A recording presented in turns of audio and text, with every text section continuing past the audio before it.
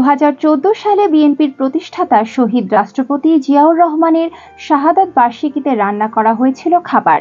সেই খাবার মাটিতে ফেলে নষ্ট করে দিয়েছিলেন স্থানীয় আওয়ামী লীগের নেতাকর্মীরা।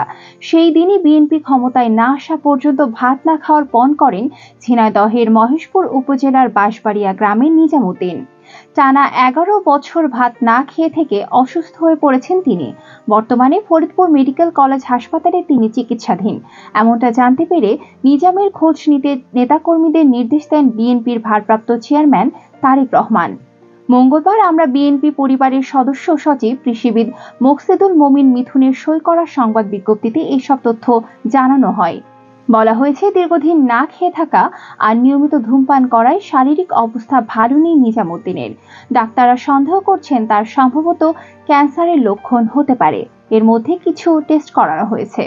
আগামী 7 দিন পর মেডিকেল টেস্টের রিপোর্ট দেখে বোঝা যাবে তার শারীরিক অবস্থা কেমন। তারেক রহমানের নির্দেশনার বিষয়টি বিজ্ঞপ্তিতে উল্লেখ করা হয়।